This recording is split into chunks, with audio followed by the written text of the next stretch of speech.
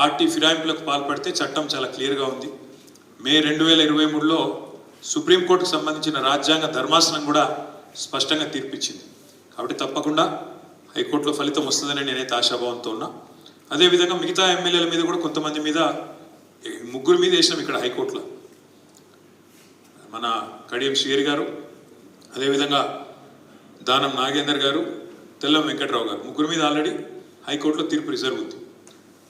మిగతా వాళ్ళ మీద సుప్రీంకోర్టు పోవాలనే ఆలోచన కూడా చేసినాం. మనం పోయి కలిసినాం ఢిల్లీలో. సీదా పోయి డైరెక్ట్గా సుప్రీంకోర్టులో వేద్దాం. ఇక్కడ స్పీకర్ గారు ఆయనకి ఇచ్చినా కూడా పిటిషన్లు ఏం చేస్తలేరు.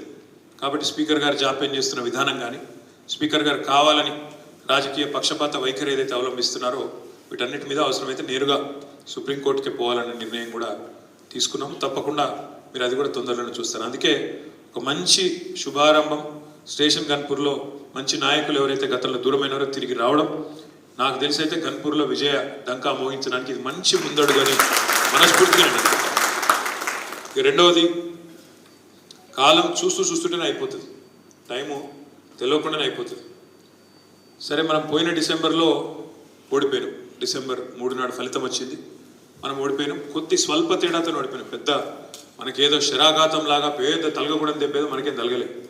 ఒకసారి దేశ రాజకీయం చూస్తే ఈరోజు 10 ఏళ్లకు మించి ఈ దేశంలో ఒక పార్టీ తిరిగి మళ్ళీ రావడం మూడోసారి కూడా అంటే కొంత కష్టతరమైన పనిగానే ఇవాళ రేపు కనబడతా ఉన్నది. అట్లాంటిది మనం 2014లో 63 సీట్లతో అధికారంలోకి వచ్చినాం. 18లో ఇంకొక 25 సీట్లు పెంచుకొని 88 సీట్లతో అధికారంలోకి వచ్చినాం. 2023లో కూడా నిజంగా చెప్పాలి అంటే మనకు జరిగిన ఓటమి పేద ఓటమి కాదు. 39 సీట్లలో గెలిచినాం మనం. 119లో 39 అంటే 3వ వంతు. 119లో 39. ఒక 14 సీట్లు జర్రలో పోయినాయి. 1100 ఓట్లతో జుక్కలు పోయింది. 1300 ఓట్లతో దేవరకద్ర పోయింది. అట్లా 3000 ఓట్లతో బోధన్ పోయింది. 3000 ఓట్లతో కాగజ్ నగర్ పోయింది.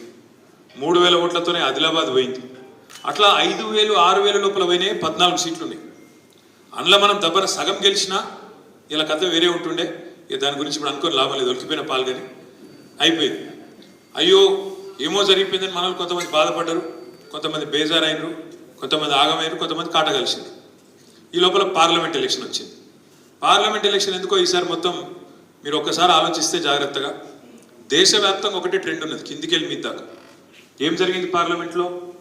మోడీ ఇష్టం ఉంటే ఎన్డీఏకి, మోడీ ఇష్టం లేకపోతే ఇంకో కూటమికి అన్నట్టు 2 కూటమిల మధ్యలోనే నడిచింది. మధ్యలో ఏ కూటమిలో లేని వాళ్ళను, ఏ పార్టీని కూడా దేశ ప్రజలు ఆదరించలేదు. ఉదాహరణకు మీరు చూస్తే పైన కాశ్మీర్ నుంచి కింద కన్యాకుమారి వరకు అదే ట్రెండ్ ఉన్నది. ఎట్లా అంటారా? పంజాబ్లో అకాలీదళ్ అనే పార్టీ ఉంటుంది. ఆ పార్టీ 2 కూటమిలో లేకుండే, అటు ఎన్డీఏలో లేదు, ఇటు ఇండియాలో లేదు, వాళ్ళకి సీట్లు రాలే. పక్కకు వస్తే ఒరిస్సా, అక్కడ కూడా బిజు జనతాదళ్, వాళ్ళు కూడా 2 కూటమిలో లేకుండే, ఒక సీటు ఒకటే వచ్చినట్టుంది. అది కూడా ఒకటి వచ్చిందో రాలేదో అది కూడా. 5 సార్లు ముఖ్యమంత్రి నవీన్ పట్నాయక్ గారు, వాళ్ళకు కూడా రాలేదు. ఉత్తరప్రదేశ్లో మాయావతి గారి పార్టీ, పెద్ద పార్టీ బీఎస్పీ, వాళ్ళకు కూడా ఒక సీట్ రాలేదు, వాళ్ళు కూడా 2 కూటమిలు ఎక్కడ లేకుండే. ఇంకోది కిందికి వస్తే మనకు కూడా రాలేదు. కింద జగన్మోహన్ రెడ్డి గారు కూడా 2 కూటమిలు లేకుండే. కాకపోతే ఆయనకి ఏంటంటే అసెంబ్లీ ఎలక్షన్ కూడా కలిసి రావడంతో ఆయనకు ఒక 4 సీట్లు వచ్చినాయి. పార్లమెంటు, అసెంబ్లీ మన 11 వచ్చినాయి. ఇంకోది కిందికి పోతే ఇంకా గమ్మత్తు, కేరళలో లెఫ్ట్ ఫ్రంట్ గవర్నమెంట్ ఉంది. ఆడ సిపిఎం గవర్నమెంటే ఉంది, ఎల్డిఎఫ్ అంటారు దాన్ని, లెఫ్ట్ డెమోక్రాటిక్ ఫ్రంట్.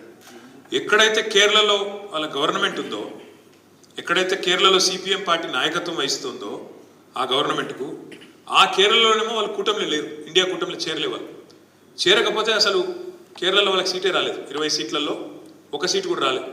కానీ పక్కకు తమిళనాడు ఉంటుంది. తమిళనాడులో సిపిఎం పార్టీ ఏమో ఇండియా కూటమిలో చేరింది. ఏ రాష్ట్రానికి ఆ రాష్ట్రం నిర్ణయం తీసుకున్నారు. కేరళ సిపిఎం చేరలే, తమిళనాడు సిపిఎం చేరింది. కేరళనేమో సీటు రాలేదు ఎక్కడైతే అధికారం ఉన్నారు. కానీ తమిళనాడులో చూస్తే 2 పార్లమెంట్ సీట్లు వచ్చినాయి సిపిఎం కూటమిలో చేరినాక. ఏం జరిగిందంటే దేశంలో నిట్ట నిలువున దేశం చీలింది.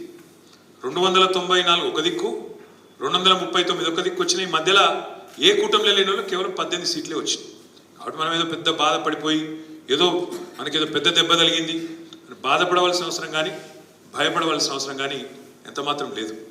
ఎందుకంటే ప్రజలు ఏదైతే కొంతమంది కాంగ్రెస్ చెప్పిన అడ్డగోలు హామీలు నమ్మి మోసపోయారు. అంటే మీరు గన్పూర్లో మోసపోలేదు, కానీ గన్పూర్లకు వేరే మోసం జరిగింది. గన్పూర్లు మోసపోయారు, మేము కూడా మోసపోయాం, అది కూడా చెప్తాను ఇప్పుడు. కానీ ప్రజలు వరంగల్ జిల్లాలో జనగామ గన్పూర్ కాకుండా మిగతా నియోజకవర్గాలు ఏవైతున్నాయో అక్కడ కాంగ్రెస్ అడ్డగోలు హామీలు నమ్మిరు. ఇది ఇస్తారట, అది ఇస్తారట, అట్లనట ఇట్లనట. రేవంత్ రెడ్డి దబుక్రమై తెచ్చుకోమంటుండు. ఏది 2 లక్షల రూపాయలు తెచ్చుకోమన్నాడు, ఏకకాలంలో మాఫీ చేస్తాడు. ఒక్కటే రోజు రాగానే సంతకం పెడతా అన్నాడు. ముసలోళ్ళకు కేసీఆర్ 2000 ఇస్తే 4000 ఇస్తా అంటుండు. ఇంట్లో ఒక్క ముసలోనికే ఇస్తుండు కేసీఆర్. ఆయన ముసలవ్వకి ఇస్తారట, ముసలయ్యకి ఇస్తారట, ఇద్దరికి ఇస్తారట. దబ్బన ప్రభుత్వ ఉద్యోగుల తల్లిదండ్రులు ఉంటే వాళ్ళకు కూడా ఇస్తారట. ఇక చెప్పుడుగా నోరుకి హద్దు లేదు, వాళ్ళ నోరుకు మొక్కాలి. ఎటు పడతటు 420 హామీలు ఇచ్చిండు. ఒకటి కాదు, 2 కాదు. బీసీ డిక్లరేషన్ అన్నారు. బీసీలకు 42% స్థానిక సంస్థలలో మేము అవకాశాలు కల్పిస్తామన్నారు. 1,00,000 కోట్ల బడ్జెట్ ఇస్తాం బీసీలకు అన్నారు. ఎంబీసీలకు ప్రత్యేక మంత్రిత్వ శాఖ పెడతామన్నారు. ఇక వాళ్ళ నోటికి మొక్కలు అదే చెప్తున్నాను నేను. 420 హామీలు. ఎస్సీ డిక్లరేషన్ వేరు, ఎస్టీ డిక్లరేషన్ వేరు, బీసీ డిక్లరేషన్ వేరు, మహిళా డిక్లరేషన్ వేరు, యూత్ డిక్లరేషన్ వేరు, విద్యార్థి డిక్లరేషన్ వేరు. ఇవన్నీ ఓను మీదకెళ్ళి 6 గ్యారంటీలు అని చెప్పి ఆగమాగం చేసి మొత్తానికి అడ్డగోలు కథలు చెప్పి కొంతమందిని, ఎక్కువ మందిని కూడా కాదు, కొంతమంది ప్రజలను సక్సెస్ఫుల్గా మోసం చేయగలిగారు. కానీ ఆఖరికి చూస్తే ఫరక్ ఎంత మనకు వాళ్ళకు. మనకు 39 సీట్లు వచ్చినాయి, వాళ్ళకి 64 వచ్చినాయి. మనకు 37% ఓట్లు వస్తే వాళ్ళకి 38.5% ఓటు వచ్చింది. అంటే కేవలం 1.5% తేడా. మొత్తం రాష్ట్రంలో పోలైన ఓట్లలో చూస్తే 4 లక్షల ఓట్ల తేడా. అంతే. మొత్తం 4 కోట్ల జనాభాలో 4 లక్షల ఓట్ల తేడా. కాకపోతే ఇక ప్రజాస్వామ్యంలో ఒక ఓటు ఎక్కువ వచ్చినా గెలిపే. వాళ్ళు గెలిచిండ్రు, కూర్చున్నారు. మరి చూస్తుంటేనే ఇప్పుడు 8 నెలలు నిండింది, 9వ నెలలు నడుస్తూనే ఉన్నది. మరి ఏం జరిగింది రాష్ట్రంలో 9 నెలల్లో కాంగ్రెస్ ప్రభుత్వ పాలనలో అంటే? కరెంటు మాయమైంది. రోజుకి ఎన్నిసార్లు కరెంటు పోతుందో లెక్క పెట్టుడు కూడా బంద్ చేశారు మనోళ్ళిగా. ఎందుకంటే కేసీఆర్ ఉన్నప్పుడేమో కరెంటు పోతే వార్త, ఇప్పుడు రేవంత్ రెడ్డి వచ్చినాక కరెంటు ఉంటే వార్త. ఎందుకంటే ఎన్నిసార్లు పోతుందో లెక్కనే లేదు. మోటార్లు కాలుడు మళ్ళీ చాలా అయింది, ట్రాన్స్ఫార్మర్లు వేలుడు చాలా అయింది. ఇంకా విచిత్రం, కొన్ని చూస్తే గమ్మత్ అనిపిస్తుంది. ఇదివరకు మనం 10 ఏళ్ళు లేకుంటే మా గవర్నమెంట్లో ఉన్నాం కదా. మరి ఇప్పుడు మొన్న నేను చూసిన సోషల్ మీడియాలో కరెంటు పోతుందని చెప్పి పాపమేవలో పెడతాను సోషల్ మీడియాలో. కరెంటు పోతుందని చెప్పి ఎస్పీడీసీఎల్లకు ఎన్పీడీసీఎల్ డిస్కౌంట్స్ ఉంటాయి కదా, వాళ్ళకు పెడితే వాళ్ళు ఏం జవాబిస్తారు ఎరికేనా? ట్రాన్స్ఫార్మర్ మీద తొండబడ్డది, ఇంకో ట్రాన్స్ఫార్మర్ మీద ఉడతబడ్డది. అంటే మనం పరిపాలించినప్పుడు తొండలు ఉడతలు లేవా? అప్పుడు ఇప్పుడే వచ్చినాయి కొత్తగా తొండలు వస్తున్నాయట, ఉడతలు వస్తున్నాయట. ఇక ఊసర వెల్లులు మరి రాజ్యం నడిపితే ఖచ్చితంగా తొండలు ఉడతలు వస్తాయి. వాటి వల్ల ఇలా కరెంటు పోతుందట. ఎంత విచిత్రంగా ఉందంటే వాళ్ళు మాట్లాడే మాటలు కానీ ఇంకోటి కానీ. ఏమన్నా చెడు జరిగితేనేమో కేసీఆర్ మీదకి నూకాలి, మంచి జరిగితే మన ఖాతాలో వేసుకోవాలి. గమ్మత్తు వాళ్ళు మాట్లాడే మాటలు, వాళ్ళు చేసే పనులు ఎంత విచిత్రంగా ఉంటాయంటే,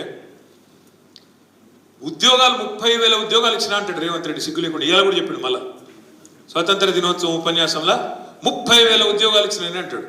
నాకు తెలియక అడుగుతా, ఉద్యోగం ఇవ్వాలంటే ఏం చేయాలి?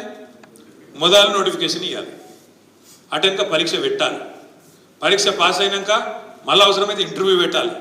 ఈ 3 అయినాకనే కదా ఉద్యోగం ఇచ్చేది. కానీ రేవంత్ రెడ్డి ఎంత అద్భుతం అంటే ఆయన పరిపాలన, ఒక్క నోటిఫికేషన్ ఇవ్వలే, ఒక్క పరీక్ష పెట్టలే, ఒక్క ఇంటర్వ్యూ చేయలే, కానీ 30,000 ఉద్యోగాలు ఇచ్చినా అని ఉదర కొడుతూనే ఉన్నాడు. లగ్గం కాలే, సంసారం చేయలే, కానీ పిల్లలు పుట్టినట్టు. ఎట్లా నమ్మాలి ఇది? ఈ మాట అడిగితే అగో మేము ఇచ్చినాం కదా, మేము మీ సందర్భంగా పరీక్షలు మీరే పెట్టచ్చు, కానీ మేము చిక్కుముళ్ళని మేమిస్తే అది కూడా తప్పంటవా అని లొల్లి. అంటే ఎంత ఇజ్జత్ తక్కువ మనుషులు అంటే, వాళ్ళ నాయకుడు రాహుల్ గాంధీ వచ్చిండు స్వయంగా ఇంటి.